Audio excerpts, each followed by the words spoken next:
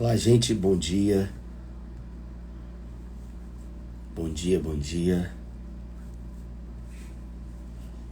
Bom dia, Mari. Bom dia, meu amigo Alexandre.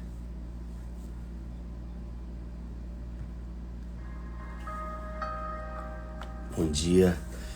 Bom dia, Zezé, Tiago, Flaviane, Canine, Juliana, bom dia. Bom dia, gente. Tem uma palavra de oração aqui hoje para a gente poder compartilhar nessa sexta-feira, como dizem, né? Sextou, galera. Todo dia é um dia, todo dia é um novo dia, todo dia é uma nova chance, todo dia é uma nova oportunidade. Esse óculos está um pouquinho torto, gente. Eu tô olhando meu... Tem que acertar ele. Todo dia é uma nova chance, todo dia é uma nova oportunidade. Todo dia é um novo dia para recomeçar. A vida é feita de recomeços, né? Tenho falado um pouco sobre a igreja do primeiro século, né, os primeiros cristãos, e hoje a gente vai falar também um pouquinho sobre ela, mas sobretudo eu queria falar um pouco hoje sobre a dependência de Deus, né? Dependência do Senhor, especificamente sobre a nossa preocupação sobre o amanhã, né? O pessoal tá chegando aí ainda, né? Eu confesso que eu fico às vezes assustado, porque eu aperto aqui, aí entra 13, 15, 20, 40 pessoas, daqui a pouco 100 pessoas, glória a Deus. Glória a Deus por você que de alguma forma tem sido abençoado e abençoada com essa palavra. Ana Paula chegou aí, ó, Indy também, Vasconcelos, J. Vasconcelos, a Paula e muitos outros. Então a gente vai falar um pouco sobre, na minha opinião, também aquilo que é conhecido como avivamento. A gente acredita que o avivamento, ele tem a ver com sensações epidérmicas. Ó, tô todo arrepiado. Meu Deus, aquela coisa, né? Dos sentimentos. Será que o avivamento é isso? Será que o avivamento é aquele alarido de línguas, todo mundo falando em línguas, orando? E aí, presença de Deus, uma espécie de epifania? Pode até ser também. Mas será que somente isso se configura como um avivamento? Eu acredito que o avivamento, na minha opinião, o avivamento acontece na vida de um homem e de uma mulher quando verdadeiramente existe uma metanoia. Quando esse homem, ele deixa o velho homem para trás e ele passa a ser uma nova criatura em Cristo Jesus. E curiosamente, ele passa a ser um homem melhor, um pai melhor, filho melhor, um avô melhor, um discípulo melhor, um funcionário melhor, um patrão melhor, um ser humano melhor. Então, eu acredito que o avivamento verdadeiro é uma transformação de vida. Às vezes a gente acha que o avivamento ele é epidérmico, queridos. A relação de Deus para conosco não é uma relação epidérmica. João, no capítulo 4, Jesus se encontra com uma mulher naquele poço lá de Jacó, né? E Jesus diz para ela, a hora vem, na verdade já chegou, em que os verdadeiros adoradores adorarão ao Pai em espírito e em verdade. Por que Jesus disse isso? Porque Deus é espírito. Ele mesmo fala no texto. Importa que os que o adorem o façam em espírito. Então, nós acreditamos na tricotomia corpo, alma e espírito. Você não tem uma alma, você é uma alma. Você tem um corpo. E o espírito é o que faz a conexão entre nós e o nosso Deus. E aí, a gente acaba entendendo, queridos, que a relação de Deus conosco é uma relação espiritual. Isso quer dizer que possamos até ter sentimentos epidérmicos, mas a relação com Deus é uma relação em espírito. Está escrito lá em João. Isso tira um pouco dessas questões tangíveis, mensuráveis, né? Então, eu vou começar aqui, se você quiser anotar, tem gente que sempre traz um bloquinho, né? Eu não sei. Eu vou falar sobre a igreja do primeiro século e alguns comportamentos. E eu vou citar hoje Atos, no capítulo 2, a partir do verso 42, que tem como texto, assim, comunhão. E aí eu fiz as minhas anotações aqui. Realização de algo em comum, né? Sintonia de sentimentos, de modo de pensar, de agir, de sentir, identificação comum, né? E aí diz o seguinte: eles, no caso, os discípulos, a igreja do primeiro século, se dedicavam ao ensino. Ao ensino de quê, queridos? Ao ensino da palavra, ao ensino uns dos outros. O Novo Testamento não existia ainda, havia o Pentateuco.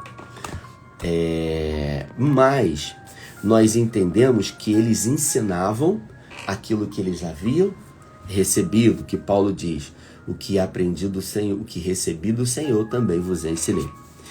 Eles se dedicavam ao ensino dos apóstolos e à comunhão, né? Lembrando que o salmista diz que é na comunhão que o Senhor ordena a bênção. É no ajuntamento que o Senhor nos abençoa. Ó, quão bom e suave é que os irmãos vivam em comunhão.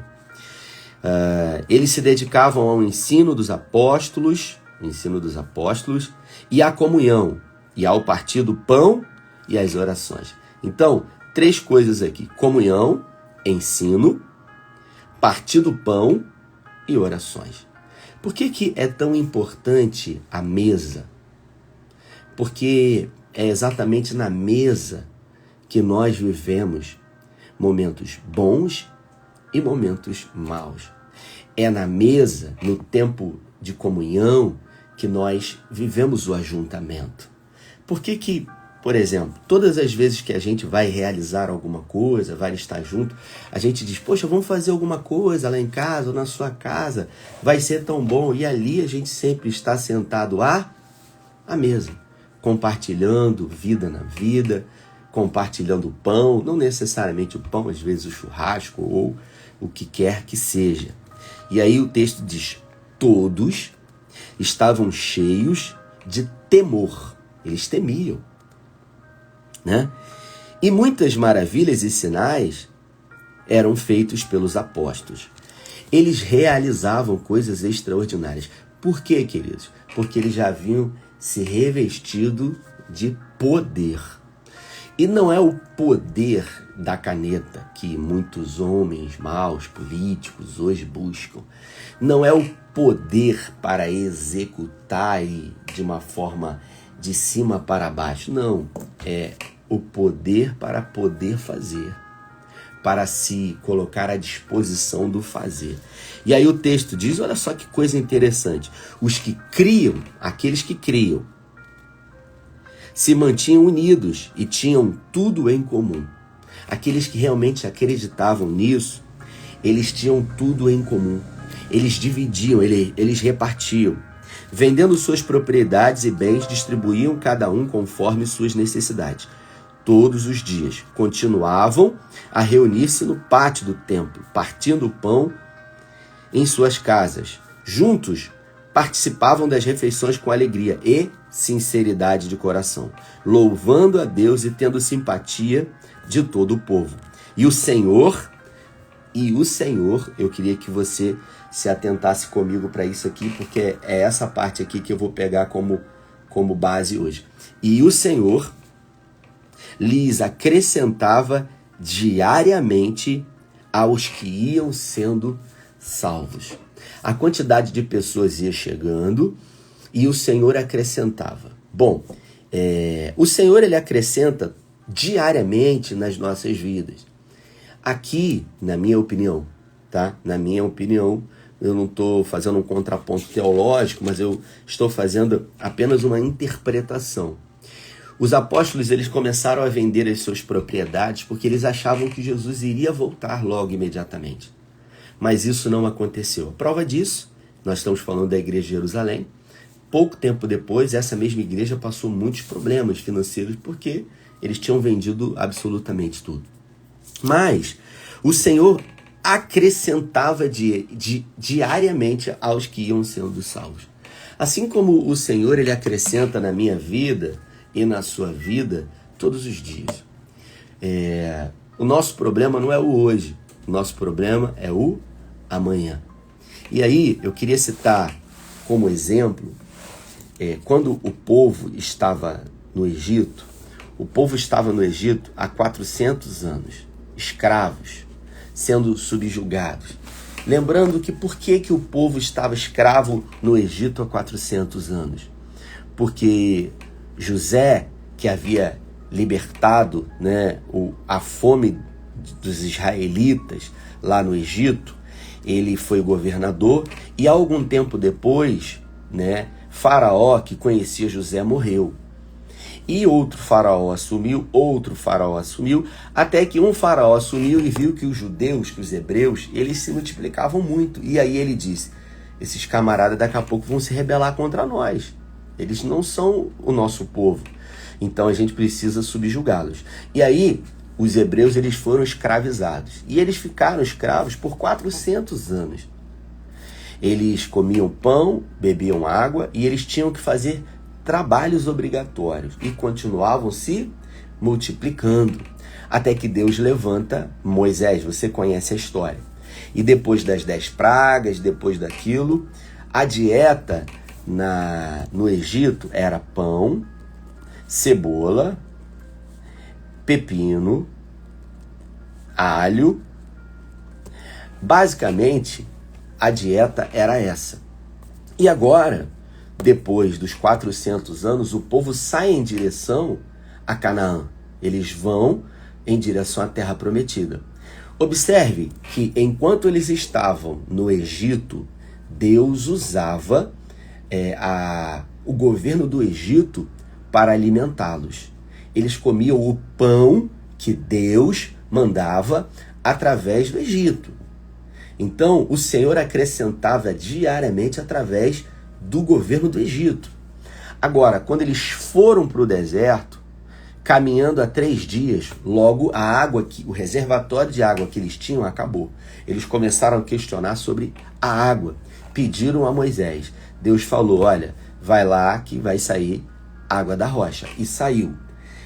Pouco tempo depois, Moisés disse, o povo está com fome. E eles tinham animais, eles tinham levado pães com eles, mas de alguma forma eles começaram a reclamar, dizendo, olha, a gente precisa do prover. E Deus disse a Moisés, Moisés, então faz o seguinte, eu, o Senhor, estou com vocês.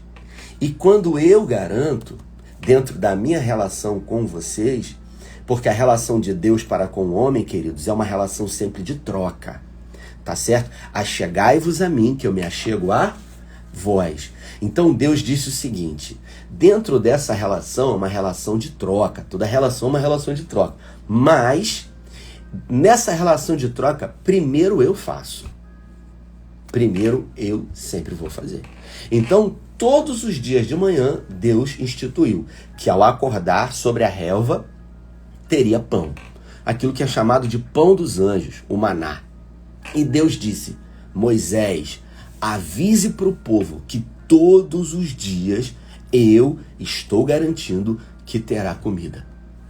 Todos irão comer, mas vocês deverão guardar do 6º para o 7º dia, para o 7º dia vocês descansarem. Nos outros dias, não, porque eu sou, garanto que vai ter. E aí, vamos imaginar que eles comiam pão, cebola, pepino, alho no deserto, no Egito. Quando foram para o deserto agora, não tinham o que comer, tinham as reservas deles. Reivindicaram, Deus disse, vai ter pão. E naquele dia de manhã eles acordaram e o que tinha sobre a face da terra? Pães. É uma espécie de, vamos conjecturar aqui, um bolinho de algodão, né? Uma bolinha de algodão, muitas. E aí eles comiam aquilo era um pouquinho doce, e eles comiam aquele pão dos anjos, o maná. E ao comer aquilo, Deus disse, todo dia vai ter. Então não precisava se preocupar. É isso mesmo. Só que o que aconteceu? Tinha um monte de gente que disse, olha, gente, vamos guardar. Por quê? E se amanhã chover? E se amanhã o Senhor estiver ocupado e não mandar? E se o Senhor esquecer? E se, observe, que aquilo que aquele povo lá atrás disse, nós dizemos hoje. E se amanhã eu não tiver dinheiro para pagar essa conta de luz? E se amanhã observe que a fala é a mesma. Diante de uma promessa de Deus, diante de uma palavra de Deus que você está debaixo dela. Nós, meu amigo Marlon entrou aí, nós somos tendenciosos a querer estar sempre, no controle da nossa vida. Achamos que nós dependemos de nós. Queridos, quando eu vou na igreja, quando eu estou na igreja e tem um momento de oferta, se eu pego R$10 para ofertar, eu só posso pegar R$10 que está no meu bolso, tendo a consciência que só está aqui porque alguém colocou. E eu não estou dizendo no ato físico de ter colocado no meu bolso, mas alguém fez com que esse dinheiro chegasse na minha vida. E se eu entendo que foi Deus que permitiu que eu ganhasse esse dinheiro, de alguma forma ele só pode ser dado porque antes alguém permitiu que eu ganhasse. É sobre isso que se trata. Tudo vem do Senhor. Romanos 11, dele, por ele, para ele, são todas as coisas. E aí o povo começou a guardar o maná. Não, vamos guardar, porque se faltar. E aí o que aconteceu? Quando eles guardaram o maná, que eles foram ver no outro dia, o que tinha acontecido, queridos? Tinha estragado. Rafael, por que estragou aquele maná? Porque aquilo que Deus tem para você, Ele tem novo todo dia. É para hoje. A porção de Deus é pro agora. Nós queremos a porção de Deus pro agora e pro amanhã. E isso, queridos, não me interprete mal. De alguma forma, digo eu e não o Senhor, tá? De alguma forma isso chega para Deus, eu diria até como uma ofensa. Porque fala para Ele, Senhor, eu não tô...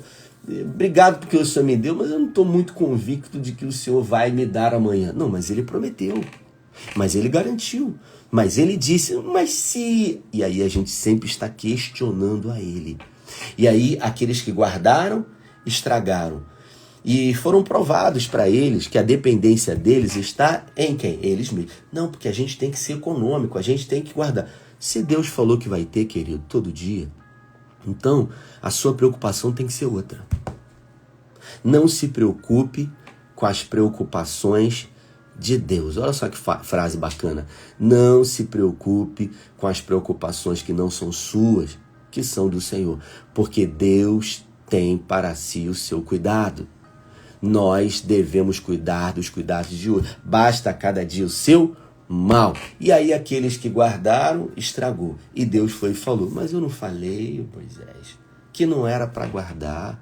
Então, quando nós fazemos esse movimento, queridos, nós estamos sempre dizendo para Deus que a nossa confiança não está nele.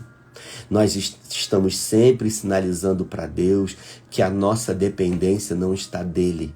Porque se eu guardo, a minha dependência é minha e não do Senhor. E eu não estou falando que você não tem que ter as suas economias. Eu estou dizendo para você que numa dialética de dependência e caminhada existencial de fé, você tem que depender do Senhor antes de depender do seu braço. Você tem que depender do Senhor antes de achar que é você que coloca pão sobre a sua mesa. Porque a partir do momento em que eu acredito que sou eu que coloco o pão na mesa, queridos, eu passei a confiar na bênção de Deus e deixei de confiar no dono da bênção. E é isso que acontece na vida de muitas pessoas. Eu conheço muitas pessoas que dependiam do Senhor, que buscavam Ele, que confiavam, que oravam, que tinham uma vida reta diante dele. E um dia Deus abençoou um concurso público. E que foi sonhado, e que foi pedido, e que foi estudado, e que foi merecido, e que Deus deu condições de passar. Mas, em algum momento, trocaram a bênção pelo dono da bênção. E a bênção é passageira, ela é efêmera. Agora, o dono da bênção não. Por isso que a gente tem que buscar a Deus pelo seu coração e nunca pelas suas mãos ou pelo seu bolso. Tem uma igreja que fala assim, a mão de Deus está aqui. Poxa, se só a mão de Deus está lá, é ruim, é uma relação de troca só. É sempre me dá, eu quero. Então, esse povo aqui precisou aprender da forma mais difícil a depender de Deus.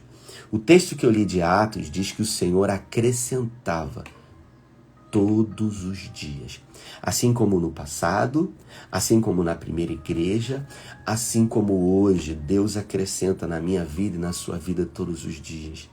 Nós vamos viver sempre uma vida pré-ocupada, ansiosa, mas Deus vai acrescentando, queridos, nas nossas vidas. E a gente acaba percebendo que o nosso problema é falta de confiança. Confiança em Deus, porque a gente está sempre condicionando. E aquele povo não foi diferente. Que questionou para ele, Senhor, e se faltar amanhã? E observe, enquanto eles estavam no deserto, vou escrever aqui, deserto é lugar de passagem. Enquanto eles estavam no deserto, eles estavam sendo preparados, eles estavam no processo para a terra prometida. Quando a gente está no deserto, a porção ela é contada para o dia, é para agora, é para o presente. Não é para guardar, não é para economizar, é simplesmente para comer. Observe que quando a gente está vivendo um tempo de crise na nossa vida, a gente não sai para jantar fora, a gente não faz extravagância, porque é tudo contado. É o momento de deserto, é o momento onde a gente se organiza para passar. E eles ficaram 40 anos. Alguns dizem que eram algumas semanas, poucos dias, mas ficaram 40 por quê? Porque 40 dias ficaram na terra prometida lá e quando voltaram, dos 12, 10 foram contrários. E aí, 40 anos, um ano para cada dia que eles foram lá e voltaram e murmuraram. Só que, presta bastante atenção no que eu vou falar agora para você. O deserto é lugar de passagem, não é lugar de habitação. Depois de 40 anos, quando Deus cumpriu a promessa, porque Deus sempre cumpre sua promessa, quando eles entraram na terra prometida, e conquistaram a primeira faixa de terra, a Bíblia fala que naquele dia o maná cessou. Porque eles passaram da condição de deserto para a condição de promessa. Quando a promessa chega na nossa vida, a nossa dieta muda. A gente não come aquilo que vem para a gente. Eles comeram maná durante 40 dias. Maná cru, maná frito, maná assado, maná ensopado, doce de maná, maná a melanesa, maná com maná cozido. Enfim, eles comeram maná e eles não tinham muitas opções. Mas quando eles entraram na terra prometida, Deus mudou a dieta deles. Eles não iam comer maná a vida inteira e agora eles poderiam colher e comer aquilo que eles quisessem. Deus mudou, inclusive, a dieta alimentar, mostrando que deserto são fases. Deserto não é vida, deserto é lugar de passagem, deserto não é lugar de habitação, deserto é um lugar de processo, mas quando chegar a promessa da sua vida, você não vai mais estar numa dieta pequena, comendo a mesma coisa, racionando a mesma coisa. Você vai mudar o cardápio, você vai escolher o que você vai comer. As uvas, que eram cachos que duas pessoas que tinham que pegar, os melões, as tâmaras, eles podiam escolher o que eles deveriam comer, e é sobre isso que se trata. Talvez hoje você está contando moeda. Eu tinha um pastor que falava isso. né, que catava no sofá as moedas porque estava tão difícil. Talvez a sua realidade seja isso hoje, talvez você esteja em deserto. Então não despreze o deserto, porque o deserto prepara você para a terra prometida. E é somente caminhando e não desistindo no deserto que você vai chegar à terra prometida. Então escute isso, não pare no meio do caminho. Não pare, porque não acabou, porque não é o fim, porque para todas quanto forem as promessas de Deus em Cristo, nós temos o sim e o amém. Deus acrescentava dia após dia, como o texto que eu li no início, e não vai ser diferente hoje. Fez no passado, no Egito, fez no deserto, em direção a Canaã, fez em Atos com a primeira igreja, está fazendo hoje com a sua vida e vai continuar fazendo em nome de Jesus. Agora, a pergunta que fica para você é: você realmente acredita nisso? Ou, puxa vida, eu queria tanto acreditar, essa palavra, ela está aquecendo o meu coração. Escute isso, ninguém pode acreditar mais do que você. Porque eu não estou falando de conto da carochinha, eu não estou falando de uma historinha aqui, eu estou falando da palavra de Deus. E a palavra de Deus, queridos, é poderosa. Olha aí, já 7h41, a gente tem que orar. Eu me empolgo aqui, anoto um monte de coisa para falar, acho que estou pregando. Aqui é apenas uma porção. É uma porção para que com essa porção você consiga durante o dia avançar. Sabe? É uma porçãozinha para você degustar e se alimentar e ir provando, experimentando e ir trazendo à memória aquilo que dá esperança para você. Escuta o que eu vou dizer para você, uma frase minha, clássica: Deus usa pessoas. E Deus está me usando por misericórdia, por graça, bondade, favor, aqui para a sua vida, para dizer para você o seguinte: não se preocupe, não se desespere, porque maior cuidado sobre a sua vida, sobre a sua família, sobre a sua casa tem Deus do que você mesmo. A sua ansiedade não pode mudar a realidade, acrescentar ou diminuir absolutamente nada. Confie, espere, se posicione, dependa, creia. Não permita que o choro e as lágrimas embaçem a sua visão da promessa de Deus. É claro que quem tem promessa de Deus morre, porque tem gente que duvida da promessa de Deus. Aquele povo, nem todos eles entraram, porque muitos duvidaram e ficaram pelo caminho. Então é só esperar acontecer. É só continuar e não deixar que as lágrimas embacem o olhar. Pai, é no nome de Jesus que eu quero orar pela vida desse homem, dessa mulher e pela minha vida.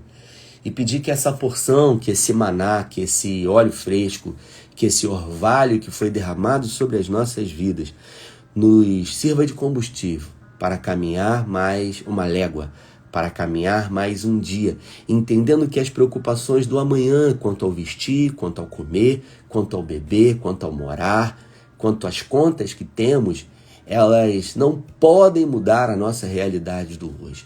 Então, em nome de Jesus, assim como o Senhor foi durante 400 anos, ó Deus, alimentando aquele povo, assim como o Senhor foi no deserto durante 40 anos sustentando o teu povo, assim como o Senhor foi na primeira igreja, em Atos, sustentando o seu povo, assim como o Senhor foi e está sendo até o dia de hoje com a vida desse homem e dessa mulher, mostra que tu és Deus entre todos e tudo o que está diante de nós.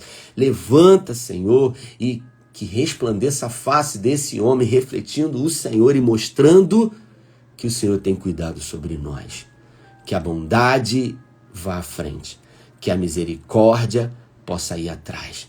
Cremos no Senhor, por isso permaneceremos em nome de Jesus. Amém. Bom, queridos, esteve conosco aqui Duda, o Marcelo, a Fernanda, o Caleb, a Ingrid, o Wallace, tem tanta gente aqui, o Renato, o Cedro, o Cleiton, o João Vitor, tem Juliana, o Luciano, tem tanta gente aqui. Que o Senhor te abençoe e te guarde, faça resplandecer o seu rosto sobre nós e nos dê a paz. Excelente sexta-feira, amanhã é sábado, não estarei por aqui. Domingo próximo estarei ministrando no culto das 10, 18 e 20 horas no SEI em Cabo Frio. Segunda-feira eu volto aqui com uma palavra de oração sobre a minha vida e sobre a sua vida. Que Deus nos abençoe. Excelente sexta-feira. Valeu!